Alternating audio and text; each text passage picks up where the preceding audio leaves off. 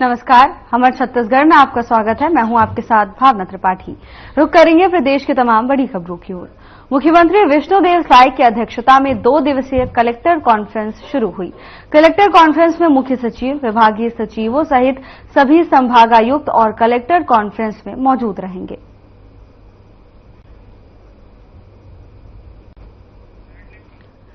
CM Sai की अध्यक्षता में कॉन्फ्रेंस की शुरुआत हुई है, जिसमें कई कलेक्टर मौजूद रहेंगे। मुख्य सचिव, विभागीय सचिव मौजूद रहेंगे। 2 दिवसीय कलेक्टर कॉन्फ्रेंस की शुरुआत हो गई है। छत्तीसगढ़ के मुख्यमंत्री विष्णुदेव साय की अध्यक्षता में ये कॉन्फ्रेंस की जाएगी, जिसमें मुख्य सचिव, विभागीय सचिव मौजूद रहेंगे।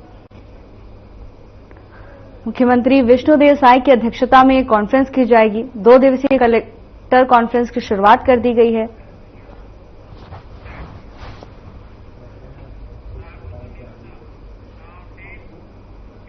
रायपुर में मुख्यमंत्री विष्णुदेव साय ने अपने निवास कार्यालय 75 दिन तक मनाए जाने वाले देश के ऐतिहासिक बस्तर दशहरा पर्व के सफल आयोजन के संबंध में समीक्षा बैठक की। उन्होंने इस दौरान बस्तर दशहरा पर्व की गरिमा के अनुरूप सफलतापूर्वक आयोजन के लिए सर्व संबंधितों को सौंपे गए दायित्व का कुशलतापूर्वक निर्वहन किए जाने के निर्देश दिए। उल्लेखनीय है कि 75 दिन तक चलने वाला बस्तर दशहरा पर्व हरेली अमावस्या के दिन पाठ यात्रा पूजा विधान के साथ 4 अगस्त 2024 के साथ शुरू हो गया है, जो कि 19 अक्टूबर 2024 तक मनाया जाएगा। ये दशहरा पर्व विभिन्न जनजातीय समुदायों की सांस्कृतिक एवं आध्यात्मिक भावना का महत्वपूर्ण प्रतीक है। मुख्यमंत्री साय को इस दौरान बस्तर दशहरा उत्सव समिति द्वारा इसमें विभिन्न कार्यक्रमों के आयोजन के विषय में विस्तार से जानकारी दी गई, जिसमें बताया गया कि ऐतिहासिक बस्तर दशहरा पर्व के दौरान 15 अक्टूबर 2024 को मुड़िया दरबार का आयोजन होगा। इसी तरह बस्तर दशहरा को भव्य रूप से देने के लिए विविध कार्यक्रमों का आयोजन भी किया जाएगा। बस्तर दशहरा पर्व में लोगों की सुविधा को ध्यान में रखते हुए विशेष यात्री बसों के संचालन के संबंध में भी चर्चा की गई।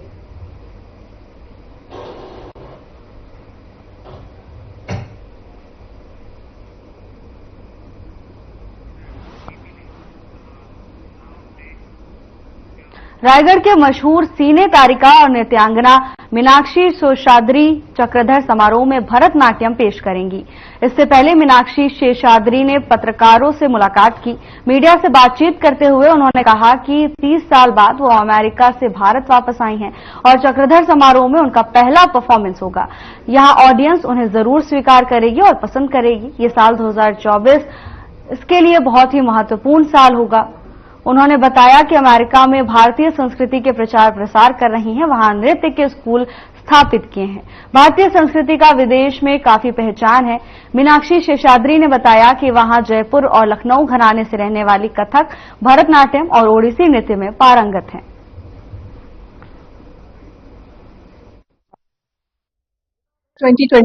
मेरे लिए बहुत ही महत्वपूर्ण महीना और साल है, क्योंकि मैं बहुत सालों के बाद 30 साल के बाद अमेरिका से वापस इंडिया आई हूँ और बड़ी खुशी के साथ कह रही हूँ कि चक्रधार समारोह में ये मेरा पहला शास्त्रीय नृत्य का प्रोग्राम होगा इतने सालों के बाद। और मैं जनता से मिलने के लिए उत्सुक हूँ और उम्मीद करती हूँ कि मेरा नृत्य लोगों को पसंद आए। 7 समुंदर पार आप इंडियन क्लासिकल डांस को सिखा रही हैं, कैसा रिस्पॉन्स मिलता है आपको? 7 समुंदर पार लोग अब हैरान होंगे कि हिंदुस्तान में हम लोग जितना कल्चर को मानते हैं उससे ज्यादा मानते हैं, क्योंकि वो अपने देश से इतनी दूर है और यही एक तरीका है अपने देश से जुड़ने का, उसके संगीत, नृत्य वगैरह वगैरह के साथ अपने बच्चों को शिक्षा देना वगैरह। और मैंने अपनी तरफ से एक छोटी सी कोशिश की एज ए टीचर, जिसके लिए मैं बहुत खुश हूँ। 30 साल बाद तक भारत सरकार कुछ बदला चीजों को लेकर आपने काफी कुछ कहा, क्या कुछ बदला है जिसको लेकर आप कुछ बदलना चाहते हैं? मैं अभी आई हूँ, बस थोड़ा गाड़ी निकलने दीजिए, सब देखा जाएगा। आपने कहा कि 2024 में आपकी फिर से वापसी हो रही है, इस तरह से वापस होगी देखेंगे तब तक आपको जाने वाले। ये मैं खुद उत्सुक हूँ जानने के लिए कि मेरे भविष्य में क्या लिखा है, और भविष्य के बारे में कोई कुछ नहीं जानता। बस मैं भगवान को अपने दिल में रखते हुए यही प्रार्थना करती हूँ कि जो भी हो फुल आनंद और खुशी के साथ। मान के चले मतलब धमाकेदार वापसी हो रही है आपकी। धमाकेदार आप लोग बनाएंगे। मैम इंडस्ट्रीज में आपकी सब गानों में होती है, जैसे लाइफ बजती माला, बेटा रहमान, आशा पारेख, हेमा मालिनी, तो क्या नेक्स्ट आपकी फिल्म आएगी वो डांस बेस्ड फिल्म रहेगी? क्या दूसरा चीज के साथ है कि डांस आइटम से पहले फिल्म बना करती थी, आजकल आइटम सॉन्ग हो गया। मैं यही अभिनंदन सॉरी मैं यही रिक्वेस्ट करूंगी आप सबसे कि आप अपने आर्टिकल्स में, अपने जो प्रेस कवरेज है उसमें जरूर कहें कि मीनाक्षी का एक डांस बेस्ड फिल्म तो होना ही चाहिए, बनता है। मैम इंडियन क्लासिक म्यूजिक आजकल डांस को इंडिया में किस तरह से प्रयास में तो नहीं लगती है, अभी भी स्ट्रगल कर रहे हैं। कलाकार का दूसरा नाम स्ट्रगल है, क्या करें, पर जब सक्सेस आता है तो फिर। रायपुर में jute mill higher secondary school में एक कार्यक्रम में वित्त मंत्री ओपी चौधरी ने शिरकत की। इस दौरान वित्त मंत्री ने रायगढ़ जिले में वृहद नालंदा लाइब्रेरी की स्थापना, नवीन प्रयास विद्यालय खोलने के निर्णय और छात्रों के लिए प्रतियोगी परीक्षाओं की कोचिंग की योजनाओं की जानकारी दी। कार्यक्रम के दौरान वित्त मंत्री चौधरी ने विराट कोहली के उदाहरण से बच्चों को लक्ष्य पर अडिग रहने और अपने लक्ष्य की पूर्ति के लिए निरंतर प्रयास जारी रखने की बात कही। उन्होंने जिले के सभी स्कूल में कैरियर काउंसलिंग कार्यक्रम करने और विद्यार्थियों के लिए करियर मार्गदर्शिका पुस्तिका प्रदान करने का आश्वासन दिया। हायर सेकेंडरी स्कूल में कार्यक्रम का आयोजन किया गया, जिसमें वित्त मंत्री ओपी चौधरी ने शिरकत की। इस दौरान उन्होंने बच्चों को भविष्य के लिए प्रोत्साहित किया। इसके साथ ही उन्होंने कहा कि बच्चों को लगातार करियर काउंसलिंग सेशंस उपलब्ध कराए जाने चाहिए। इसके साथ ही मार्गदर्शिका पुस्तक भी उपलब्ध कराने की बात कही। खबर रायपुर से है, जहां विद्यालय में कार्यक्रम का आयोजन किया गया, जिसमें वित्त मंत्री ने शिरकत की।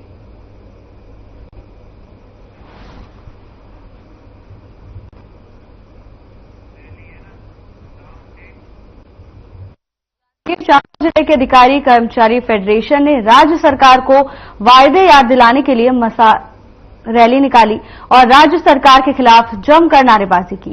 फेडरेशन के पदाधिकारियों ने मुख्यमंत्री के नाम एसडीएम को ज्ञापन सौंपा और बीजेपी पर चुनाव से पहले पंडाल में आकर केंद्र के समान महंगाई भत्ता देने का आश्वासन दिया था। इसके साथ ही पदाधिकारियों ने नगरीय निकाय चुनाव में सबक सिखाने की बात कही और साथ ही 27 सितंबर को एक दिवसीय सामूहिक अवकाश और फिर अनिश्चितकालीन हड़ताल करने की चेतावनी दी है।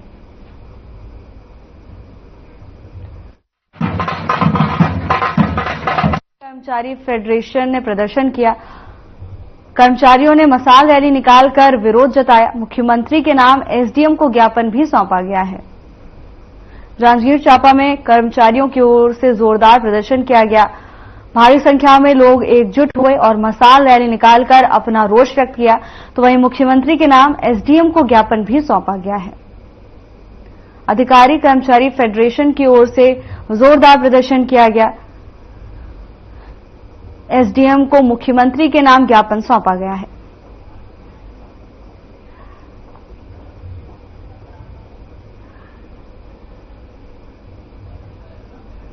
कर्मचारी फेडरेशन ज्ञापन सौंप रहे हैं, उसकी समस्त जवाबदारी छत्तीसगढ़ की सरकार की है।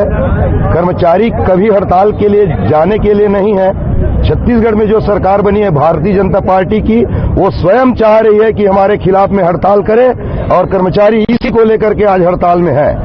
क्योंकि जो घोषणा पत्र में जो वादा किया गया था, जो पंडालों में जाकर के कर्मचारी यूनियन के पंडाल में जाकर के वादा किए थे, कसम खा उसको हम अपने से हड़ताल नहीं कर रहे हैं। हड़ताल पार्टी के द्वारा कराया जा रहा है, जो पूरे हड़ताल हो रही है। और समय में जो आगामी जो चुनाव नगरीय निकाय है, ग्राम पंचायत के जो चुनाव है, उसमें पूरे कर्मचारी जो पहले उनको साथ दिए, इस प्रकार से पूरे प्रदेश उसको गिराने का प्रयास करेंगे और छत्तीसगढ़ में भारतीय जनता पार्टी की निकाय और ग्राम पंचायत में सरकार नहीं बनेगी।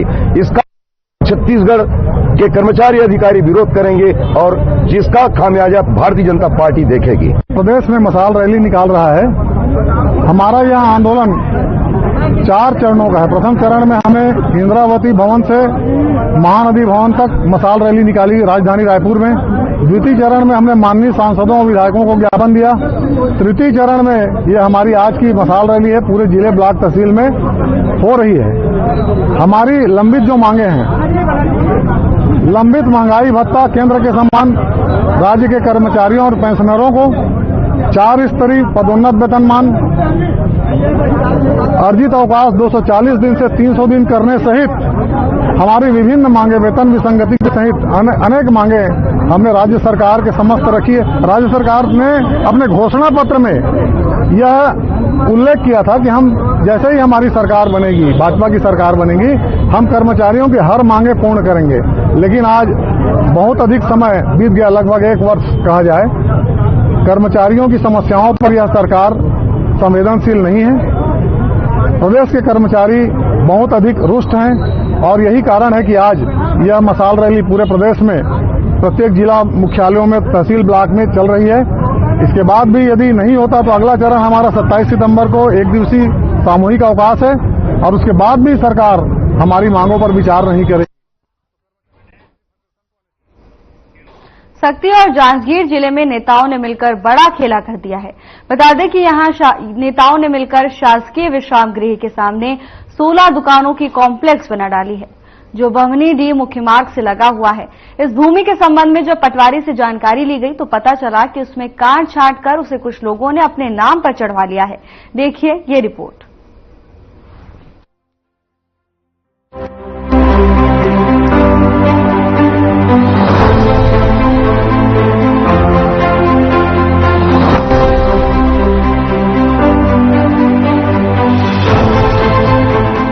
सक्ती और जांजगीर जिले से जुड़ा बमनीडीह ब्लॉक में नेताओं ने मिलकर बड़ा खेला कर दिया है।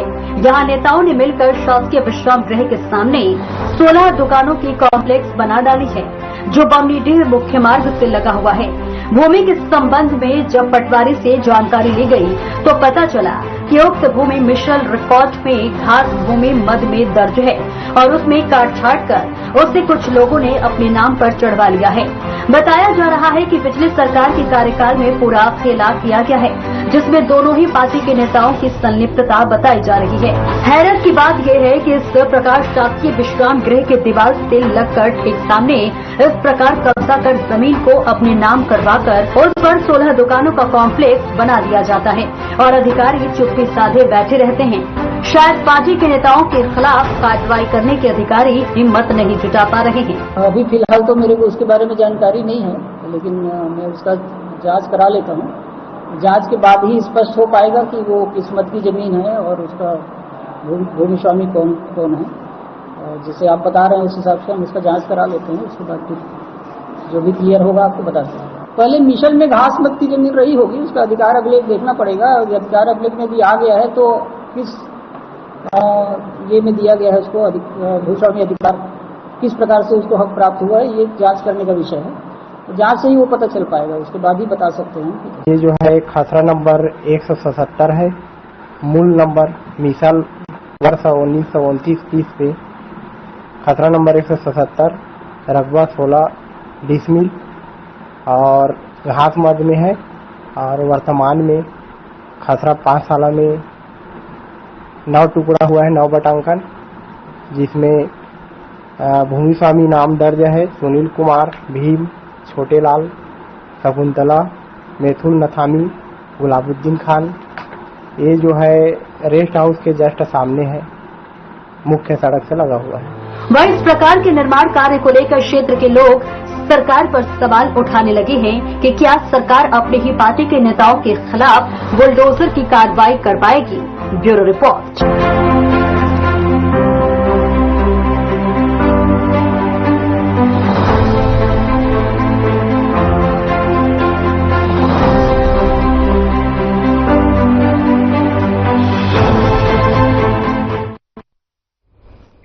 राष्ट्रीय वन शहीद दिवस हर साल 11 सितंबर को मनाया जाता है।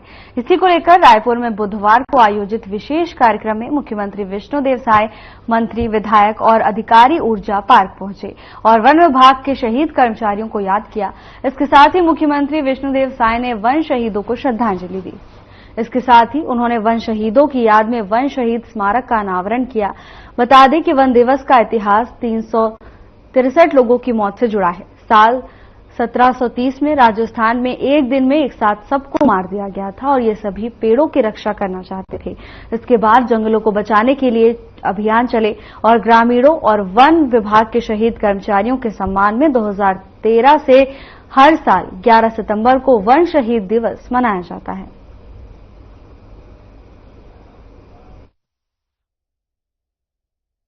दिवस है और ऐसे समय में वन्य प्राणी की सुरक्षा,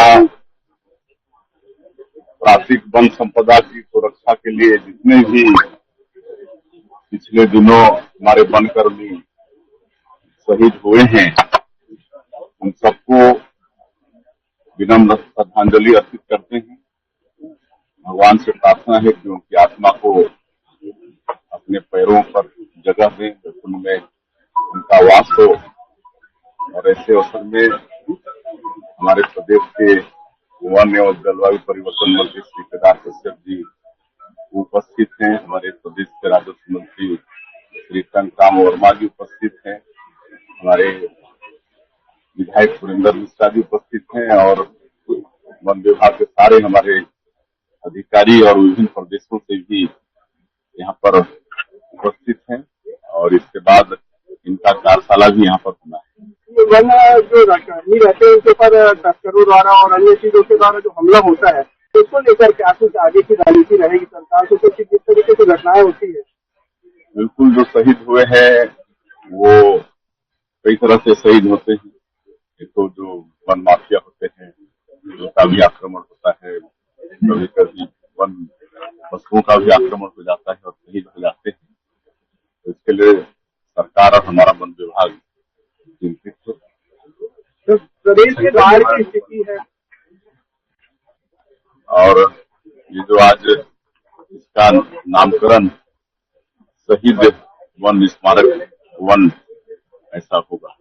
ये प्रदेश में बाढ़ की स्थिति है, सभी जगह लोग अभी पानी जो हो रहे हैं बैंक से, उसमें भी काफी नुकसान हो रहा है। इस साल बारिश ज्यादा हो रही है और विशेषकर बस्तर के क्षेत्रों में, और उधर बाढ़ की स्थिति बनी हुई है। तो सरकार बिल्कुल अलर्ट है और सभी कलेक्टरों को निर्देशित किए हैं और सब सचेत हैं। किसी तरह की जन हानि अभी तक नहीं है। प्रदेश में भ्रष्टाचार ने सिस्टम को इतना खोखला कर दिया है कि लोगों को अभी भी न्याय मांगने के लिए अपनी चप्पलें घिसनी पड़ रही हैं। जी हां, भ्रष्टाचार के चलते लोगों को परेशानियों का सामना करना पड़ रहा है। मामला अवैध खनन से जुड़ा हुआ है। प्रदेश में भ्रष्टाचार ने सिस्टम को इतना खोखला कर दिया है कि अभी भी लोगों को न्याय पाने के लिए चप्पलें घिसनी पड़ रही हैं। सर्दी जिले में डोलोमाइट पत्थरों का भंडार है, जिसे लोग सफेद सोना भी कहते हैं। जिले में डोलोमाइट खनिज का भंडार देख कई व्यापारी यहां क्रशर उद्योग लगा बहुत ही कम समय में मालामाल हो चुके हैं, लेकिन इनकी भूख इतनी बढ़ चुकी है कि अब ये खनिज नियमों को साथ में रखकर नियम के विरुद्ध उत्खनन करने लगे हैं। दिन रात हेवी ब्लास्टिंग कर डोलोमाइट पत्थर का उत्खनन कर रहे हैं, जबकि माइनिंग की मंजूरी के समय खनिज नियम का पालन करते हुए कार्य करने के निर्देश दिए जाते हैं। डोलोमाइट पत्थर उत्खनन के लिए 30 सालों की मंजूरी खनिज अधिनियम के अनुसार दी जाती है और माइनिंग प्लान के हिसाब से काम करना होता है। जिस खदान से 30 सालों तक लिमिट में पत्थर निकालना होता है, उसे दिन रात हेवी ब्लास्टिंग कर 5 सालों में ही निकाल दिया जा रहा है। सर्दी जिले के छीता पंडरिया गांव में कुछ ऐसा ही हुआ है, जहां गुरु श्री मिनरल्स का खदान है, जिसे खनिज विभाग से वर्ष 2041 तक डोलोमाइट उत्खनन की परमिशन दी गई थी, मगर 5 से 6 साल में ही 30 लाख टन पत्थर निकालकर खदान को राखड़ से पाटने की तैयारी चल रही है। मामला तब प्रकाश में आया जब जमीन के मालिक रघुवीर सिंह ने इसकी शिकायत अधिकारियों से की। बता दें कि रघुवीर सिंह ने अपनी जमीन मेसर्स गुरुश्री मिनरल्स को डोलोमाइट पत्थर उत्खनन के लिए 30 सालों के लिए लीज पर दी है, मगर नियम के विरुद्ध हो रहे कार्य से रघुवीर सिंह भी परेशान है और जब बातचीत से रास्ता नहीं निकला तो रघुवीर ने अधिकारियों से इसकी शिकायत की। रघुवीर सिंह का कहना है कि गुरुश्री मिनरल्स नियम विरुद्ध तरीके से डोलोमाइट का उत्खनन कर रहा है और सरकार को लगभग 50 करोड़ से अधिक का नुकसान पहुंचा चुका है। गुरुश्री मिनरल्स के विरुद्ध मैंने शिकायत किया था। सर्वप्रथम मैंने कलेक्टर शक्ति को किया शिकायत, उसके बाद खनिज अधिकारी को शिकायत किया, उसके बाद मैंने मंत्रालय में संचालनालय और मंत्रालय दोनों जगह शिकायत किया कि ये जो लीज है मैंने 30 साल के लिए किराए पे गुरुश्री मिनरल्स, जिसके निदेशक नानक बंसल और मुकेश बंसल जी हैं, इनके द्वारा ये खदान 2011 से संचालित किया जाना था, लेकिन किसी अन्य कारणों से वह खदान जो है 14-15 में शुरू किया गया। अभी 2021 तक में ही इन्होंने, मेरे को ऐसा लगा क्योंकि मैं गांव में नियम लगातार नहीं रह रहा था, जाने बीच बीच में जाने पे मेरे को लगा कि ये जो माइनिंग प्लान से ज़्यादा यहाँ उत्खनन कार्य किया जा रहा है। मैंने पहले भी नानक बंसल को ये इस बात के लिए आगाह किया था, आप बहुत तेजी से चल रहे हैं, हाईवे ड्रिलिंग कर रहे हैं, जिससे आसपास के मकान भी क्षतिग्रस्त हो रहे हैं। तो उन्होंने खैर मेरी बातों पर ध्यान नहीं दिया था। तो उस समय मैंने भी एक शिकायत किया था कि ये बहुत तेजी से यहाँ उत्खनन कार्य हो रहा है और नियम के विरुद्ध ज़्यादा उत्खनन हो रहा है, लेकिन उस समय भी मेरी बातों पर अधिकारियों ने ध्यान नहीं दिया। रघुवीर सिंह ने बताया कि उनकी शिकायत के बाद खनिज विभाग के अधिकारियों ने गुपचुप तरीके से जांच की कार्रवाई पूरी कर ली और उन्हें सूचना तक नहीं दी गई। गुरुश्री मिनरल्स के पक्ष में जांच रिपोर्ट बना दी गई, जिसमें 10 से 12 लाख टन कम उत्खनन दिखाया गया है। अगर सही तरीके से जांच होती तो 10 से 12 लाख टन अवैध उत्खनन और रॉयल्टी चोरी का लगभग 50 करोड़ से अधिक की पेनाल्टी बनती, जो देनी होगी। अभी मैंने देखा सन 21 से ये नवंबर के पहले से ही इन्होंने उत्खनन कार्य बंद कर दिया है।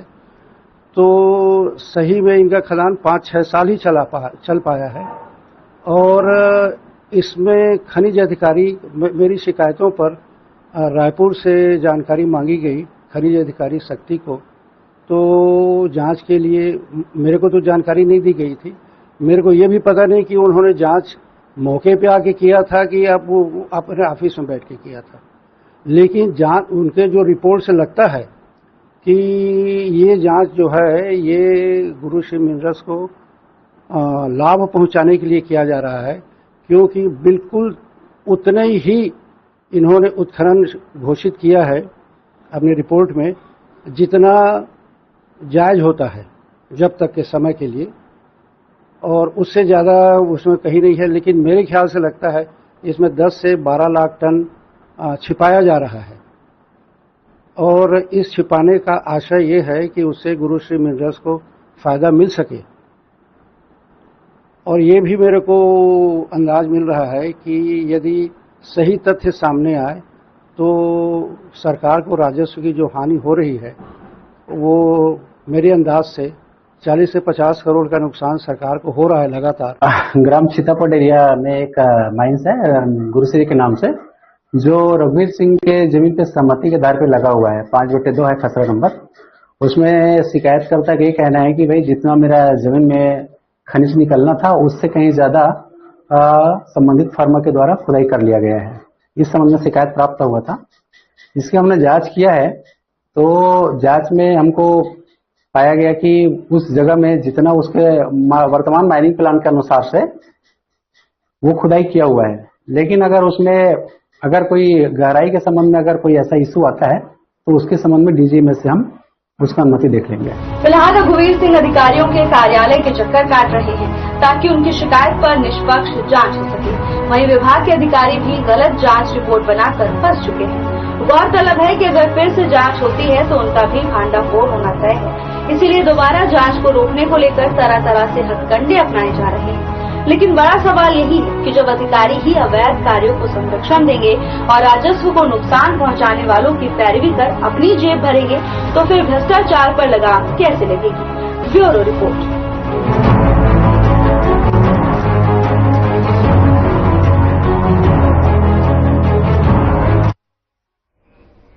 फिलहाल के बुलेटिन में बस इतना ही। जल्द हाजिर होंगे नई अपडेट्स के साथ। नमस्कार।